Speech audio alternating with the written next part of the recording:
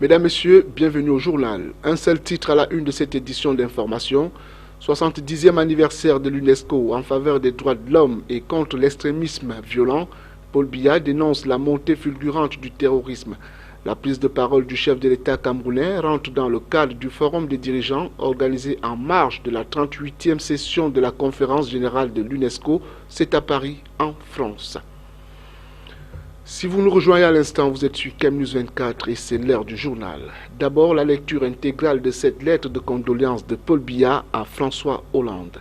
Le président de la République écrit « Monsieur le Président, j'ai appris avec une profonde émotion et une grande indignation la nouvelle des attentats terroristes lâches et barbares qui ont ensanglanté Paris dans la soirée du 13 novembre 2015 et causé des dizaines de morts et de blessés. Je condamne avec la plus grande fermeté ces actes criminels et odieux visant les populations civiles innocentes.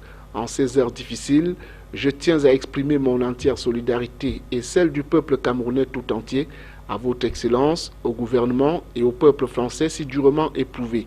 Je salue la mémoire des victimes et présente mes condoléances les plus attristées à leurs familles.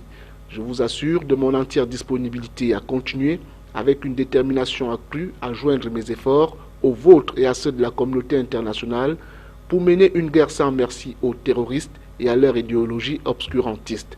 Veuillez agréer, Monsieur le Président, les assurances de ma très haute considération. Signé Paul Biya. Forum des dirigeants de l'UNESCO. Paul Biya est à Paris. Le président de la République participe au Forum des dirigeants de la 38e session de la conférence générale de l'UNESCO, ouvert ce lundi 16 novembre 2015. Paul Biya a prononcé un important discours à cette occasion qui marque également la célébration du 70e anniversaire de cette organisation. Durant les 2 journées à venir, d'autres représentants des pays prendront part à ce forum organisé en faveur des droits de l'homme et de la dignité humaine contre l'extrémisme violent. Nous y reviendrons. La célébration de ce 16 novembre des 70 ans de l'UNESCO donne aussi l'occasion d'interroger les origines de la mise sur pied de cette organisation. Il convient pour ce faire de retracer dès 1945 la marche historique de cet important organisme placé sous la bannière des Nations Unies. Le parcours de l'UNESCO de 1945 à nos jours nous est conté ici par Éric Ticheux. L'UNESCO a été fondée en 1945 pour développer la solidarité intellectuelle et morale de l'humanité comme moyen pour construire une paix durable. Son travail novateur a contribué à changer le monde et notre manière de communiquer entre nous et de nous comprendre. Au cours de ses premières années d'existence, l'UNESCO a contribué à la reconstruction d'écoles, de bibliothèques et de musées détruits pendant la Seconde Guerre mondiale et à servir de forum intellectuel international pour l'échange d'idées et de connaissances scientifiques. Avec l'adhésion entre les années 1950 et 1970 de nombreux États membres ayant acquis leur indépendance, l'organisation a porté son attention sur l'accès à l'éducation des filles et des garçons et renforcé la lutte contre l'analphabétisme qui reste ses défis majeurs. Dans les années 70, l'UNESCO a donné alerte sur l'appauvrissement de la biodiversité. Son programme sur l'homme et la biosphère joue un rôle prépondérant dans la protection de l'environnement depuis son lancement en 1971. Cherchant à réconcilier l'utilisation et la convention des ressources naturelles, il est pionnier en matière de développement durable. La campagne de Nairobi dans les années 1960 pour la sauvegarde des plus célèbres monuments d'Égypte de la montée des eaux du barrage d'Assoir a transformé la vision du patrimoine culturel et de sa protection. Cette campagne a inspiré la création du programme du patrimoine mondial dédié à la sauvegarde des sites de valeurs universelles et exceptionnelles, jetant ainsi les fondations d'une action plus large visant à préserver aussi le patrimoine culturel immatériel et documentaire et à promouvoir la diversité culturelle sur la base du respect des droits de l'homme, en soutenant les radios communautaires, les centres multimédia et les formations des journalistes et en apportant son aide au gouvernement pour l'élaboration des lois sur les médias et le développement des services de haut débit. L'UNESCO a défendu la liberté d'expression et les droits des citoyens à l'information, contribuant ainsi à édifier les sociétés du savoir de demain. 70 ans, c'est bien au-delà de l'âge de la maturité, mais le septuagénaire UNESCO n'entend pas dormir sur ses lauriers d'antan. L'organisation s'imagine un futur plus reluisant axé sur le développement qui est indispensable pour un avenir juste et durable. Reportage. L'UNESCO est convaincu que dans cette ère d'immenses changements sociaux, il est impératif d'investir dans l'humain. L'éducation, la diversité culturelle, la recherche scientifique et l'ingéniosité humaine permettront de mener à bien le développement qui est indispensable pour un avenir juste et durable. Apprendre n'est toujours pas à la portée de millions de filles et de garçons. L'analphabétisme empêche des centaines de millions de femmes et d'hommes de participer pleinement à la vie sociale.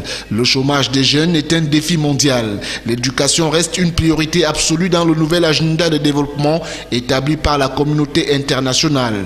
L'UNESCO plaide en faveur de l'apprentissage tout au long de la vie, équitable et de qualité, et mobilise à cet effet les gouvernements ainsi qu'un large éventail de partenaires. Le changement climatique, la réduction de la biodiversité et la sollicitation croissante des ressources naturelles confèrent un rôle de plus en plus important au programme de l'UNESCO relatif à l'océan, aux ressources en eau douce et au partage des connaissances dans le domaine des sciences naturelles et des sciences sociales. La culture, une force pour le dialogue, la cohésion sociale, la croissance économique et la créativité restent au cœur de la mission de l'UNESCO. L'organisation est convaincue que la culture doit constituer une priorité de l'agenda pour le développement post-2015 qui devrait reposer sur le respect des droits de l'homme et être axé sur la gouvernance de l'état de droit. Voilà pourquoi la liberté d'expression demeure d'une importance cruciale et une raison valable pour l'UNESCO de continuer à plaider en faveur des technologies d'information et de communication, de construire les sociétés du savoir et de combler le fossé numérique. Au moment où se tient le forum des dirigeants organisé en marge de la 38e session de la conférence générale de l'UNESCO, il est fort opportun de relever que le monde vit ces derniers temps une montée en puissance de l'extrémisme. L'extrémisme donc, guerre, attentats, kamikazes et fanatisme sont des éléments qui effritent le climat et la nécessité de la tolérance au détriment du vivre ensemble de la communauté mondiale.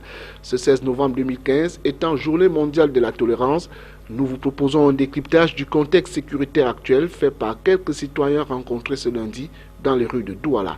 Un reportage de Jerry Eba et Josué Ngongan. Où va le monde? S'approche-t-on de l'apocalypse lorsque les médias du monde n'annoncent que des bombes, des morts, des effusions de sang? L'heure est grave. C'est pour cela que les Nations Unies ont décidé de faire de chaque 16 novembre une journée dédiée à la tolérance. Malheureusement, jusqu'ici, le message n'est pas entendu et pour cause. De ces désordres qu'on voit, c'est à cause des grandes puissances, en fait. Parce qu'ils ont tendance à vouloir imposer leur volonté aux gens et c'est ça qui crée tout cet amalgame-là et forcément arrive ce qui arrive. Quand vous regardez aujourd'hui le terrorisme, c'est la conséquence de quoi? De la déstabilisation des États. C'est la conséquence de la déstabilisation de la Syrie, de la déstabilisation de la Libye. La Libye était Eldorado. Vous le saviez mieux que moi. La Syrie était Eldorado. Quand la communauté internationale, là, entre guillemets, place ses intérêts au-dessus des intérêts du peuple, ça crée quoi? Ça crée des frustrations. L'hyperpuissance de l'Occident agace certains peuples qui n'ont d'autre voie de recours que la violence, l'intolérance et la haine de l'autre. Un chemin, voire un boulevard qu'empruntent les lâches, ces barbares devenus des bombes humaines, des véritables engins de la mort. L'amour a été formaté dans les cœurs et les esprits des humains où l'on se croit aujourd'hui dans une jungle planétaire. L'égoïsme des dirigeants, les détournements des deniers publics et la corruption ambiante n'ont d'ambition que de sacrifier les générations actuelles et futures. C'est l'individualisme qui crée la frustration. Regardez comment est-ce que les jeunes diplômés vivent aujourd'hui. C'est sur les bensikines. Et les bensikineurs sont devenus aujourd'hui la proie, la risée du Cameroun. Je prends l'exemple du Cameroun. C'est des frustrations. Regardez, à un moment donné, l'extrême nord a été abandonné. Pourquoi? Simplement parce que ceux qui gouvernent ne pensent qu'à eux-mêmes. Ils ne pensent pas à la répartition juste et équitable de la richesse. Dans un monde devenant de plus en plus Sodome et Gomorrhe, les chrétiens et d'autres êtres humains qui croient à un être suprême convoquent l'amour et la tolérance pour faire de ce monde un havre de paix. Les dirigeants du monde reviennent à la parole à la parole de Dieu, qui prône l'amour du prochain. Que l'on soit Fotokol, Kerawa, Paris, Syrie et autres, il faut que les peuples du monde imbibent leur mode de vie dans la laïcité, le respect des choix des convictions religieuses des uns et des autres pour éviter la stigmatisation. Vivement un monde de tolérance comme souffle d'un vivre ensemble planétaire. Tout autre chose à présent, Assemblée nationale, les députés ne se tournent pas les pouces. 4 projets de loi ont été déposés sur leur table ce 16 novembre 2015. C'était au cours d'une séance plénière dans l'hémicycle de Ngouaïkele à Yaoundé. Il s'agit du projet de loi autorisant le président de la République du Cameroun à ratifier la convention relative à la SEGNA, l'Agence pour la sécurité de la navigation aérienne en Afrique et Madagascar. Convention adoptée le 12 janvier 2010 à Ouagadougou au Burkina Faso et signée le 28 avril 2010 à Libreville au Gabon. Le deuxième est celui autorisant le président de la République à ratifier l'accord entre le Cameroun et le Mali relatif à la circulation des personnes et des biens, signé le 8 septembre 2015. Le troisième projet de loi porte ratification de l'ordonnance du 13 août 2015, modifiant et complétant certaines dispositions de la loi des finances du Cameroun pour l'exercice 2015. Le quatrième et dernier projet est celui portant loi de règlement de la République du Cameroun pour l'exercice 2014, texte qui a pour objectif de constater les montants des recettes et des dépenses pour l'exercice 2014. Dans la suite du journal, transport, ce 16 novembre 2015 devrait être journée de grève nationale dans le secteur des transports urbains, interurbains et routiers au Cameroun.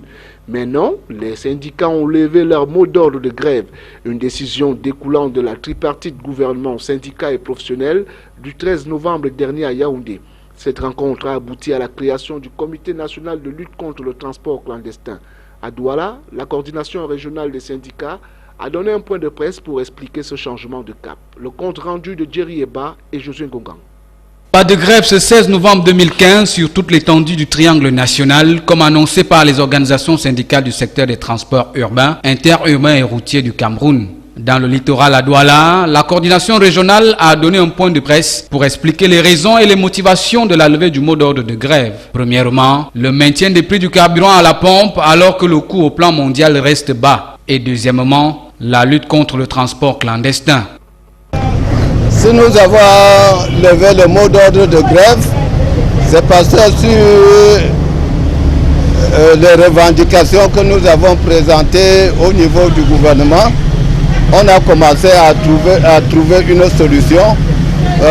Par exemple, tout à l'heure, le texte du Premier ministre créant un comité national de lutte contre le transport clandestin et les mobiliers dont on vous a fait part. Le dialogue social entre le gouvernement du Cameroun et les acteurs syndicaux porte ainsi les premiers fruits d'une longue liste de récriminations faites par les organisations syndicales. Le gouvernement, en renforçant les textes en matière de lutte contre l'incivisme dans le domaine des transports urbains, interurbains et routiers du Cameroun, veut garantir un climat social sain et instaurer un environnement professionnel propice à l'amélioration des conditions de travail et de vie des populations. Une avancée significative saluée par les syndicats.